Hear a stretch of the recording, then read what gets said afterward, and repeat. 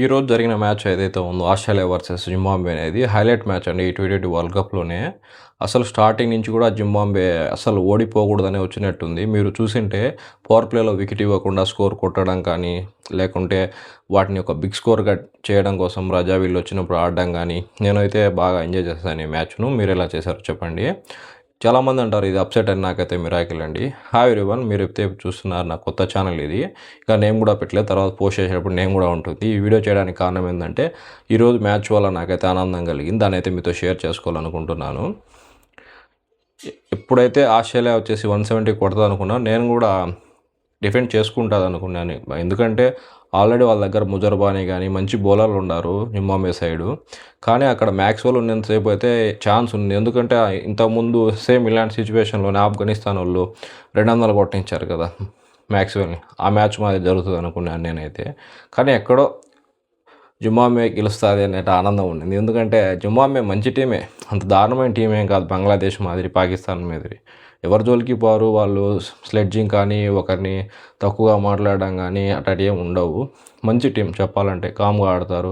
Almost గెలిచేదానికి ప్రయత్నిస్తారు, మిడిల్లో drop చేయరు. పాకిస్తాన్ కూడా ఒకసారి వీళ్ళు బయటికి పంపించినారు. సో ఈ దెబ్బలో ఆస్ట్రేలియా కూడా బయటికి పోద్దామో చూడాలి. ఈ మ్యాచ్ అయితే చాలా బాగుండింది. వాళ్ళు ఆడిన విధానం కానీ, పెద్ద టీములకు కూడా షాక్ ఇచ్చిందంటే, పెద్ద టీం ఏం లేదు. ఇప్పుడు అన్ని టీముల్లో ఒకటే, వాళ్ళందరూ క్వాలిఫై వచ్చినారంటే ఇక్కడికల్లా వాళ్ళు చిన్న టీం ఎలా అవుతుంది? జస్ట్ కొంచెం వాళ్ళ ఎక్స్పీరియన్స్ తక్కువ ఉండొచ్చు. ఇలాంటి మ్యాచ్లు జరుగుతున్నప్పుడు వాళ్ళు కొంచెం కాన్ఫిడెంట్తో నెక్స్ట్ లెవెల్కి వెళ్తారు కదా. సో ఈ మ్యాచ్ అయితే చాలా బాగుండింది. మొన్న కూడా ఇలాంటి మ్యాచే కదా, అది నేపాల్ వర్సెస్ అది జరిగింది కదా ఇంగ్లాండ్ మ్యాచ్. జస్ట్ 4-6 రన్స్తోనే వాళ్ళు గెలిచినారు. జస్ట్ అదేంటంటే చావు తప్పి కన్ను లొట్టపోయిందంటారు కదా, ఆ విధంగానే జరిగింది ఆ మ్యాచ్. లేకుంటే ఆస్ట్రేలియా ఇంగ్లాండ్ కూడా సేమ్ సిచ్యువేషన్లో ఉండేటి. ఆల్రెడీ ఇంగ్లాండ్ అయితే బయటికి వెళ్ళిపోయేది, ఎందుకంటే వెస్టిండీస్తో ఓడిపోయింది కదా. సో ఆస్ట్రేలియా ఇంకో మ్యాచ్ ఏదన్నా ఉందంటే దాన్ని పర్ఫెక్ట్గా ఆడాలని ట్రై చేస్తారు. 170 రన్స్ అంటే అంత కొట్టలేని స్కోర్ అయితే కాదు. వాళ్ళు 200+ చేసి కూడా చేసిన రోజులు ఉంటాయి కదా. కానీ ఏంటంటే చిన్న టీం అన్నట్టు నెగ్లిజెన్స్గా స్టార్ట్ చేసినారు. 4 వికెట్స్ పోయినాయి స్టార్టింగ్లోనే. మ్యాక్స్వెల్, రెన్షా అయితే కొంచెం చక్కదిద్దని ప్రయత్నించారు, కానీ వాళ్ళు మంచిగా వికెట్లు తీసుకుంటూ వెళ్ళినారు. కాకపోతే ఇక్కడ ఒకటి నేర్చుకోవాల్సింది ఏంటంటే, పెద్ద టీములు చిన్న టీములని ఒకప్పుడు బెట్టింగ్ వేసుకునే వాళ్ళు అయితే ఇట్లా టైంలో మాత్రం దెబ్బ పడుతుంది. ఆల్మోస్ట్ బెట్టింగ్ అయితే ఆపేయండి. ఇప్పుడు అంతగా అవసరం లేదు బెట్టింగ్ వేసుకొని వీటిని ప్రమోట్ చేసేవాళ్ళు వాళ్ళ అకౌంట్లో వేయకపోవడం చాలా జరుగుతున్నాయి. జస్ట్ మ్యాచ్లు అయితే ఎంజాయ్ చేయండి. నా వరకు అయితే మ్యాచ్లు ఎంజాయ్ చేయండి, కానీ బెట్టింగ్లలో అయితే దిగకండి. చాలా బేకార్ అయిపోతుంది జీవితం బెట్టింగ్ల వల్ల.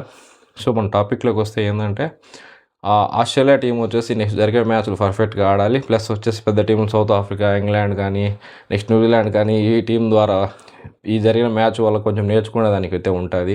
ఇండియా కూడా కొంచెం నేర్చుకోవాలి. మొన్న జరిగింది కదా యుఎస్ఏ మ్యాచ్లో ఆల్మోస్ట్ ఓడిపోయేది అనుకున్నాను నేనైతే. పెద్ద దెబ్బ ఆడ ఇండియాకు పడేది. ఎందుకంటే ఇండియాలో వరల్డ్ కప్ జరుగుతా ఫస్ట్ మ్యాచ్ ఓడిపోయినారంటే చాలా ఘోరంగా ఉంటుంది, అవమానం కూడా. చూసారు కదా వాళ్ళు యుఎస్ఏ వాళ్ళు అయితే చాలా బాగా ఆడినారు. యుఎస్ఏ వాళ్ళు మనల్ని ఒక 120-130 లోపు ఆల్అవుట్ చేసేటట్టే ఉన్నారు. ఆ సూర్యకుమార్ యాదవ్ క్యాచ్ ఉన్న పట్టుకుంటే వాళ్ళు. సో సూర్యకుమార్ 80 రన్స్ వల్ల అయితే మ్యాచ్ చాలా వరకు లాక్కొచ్చినాడు. తర్వాత బౌలింగ్ కానీ అక్కడ వాళ్ళ ఒక ఇన్ఎక్స్పీరియన్సే మ్యాచ్ని దెబ్బేసింది యుఎస్ఏకి. లేకుండా యుఎస్ఏ సింపుల్గా గెలిచి ఇండియా దెబ్బేసేవాళ్ళు మాత్రం.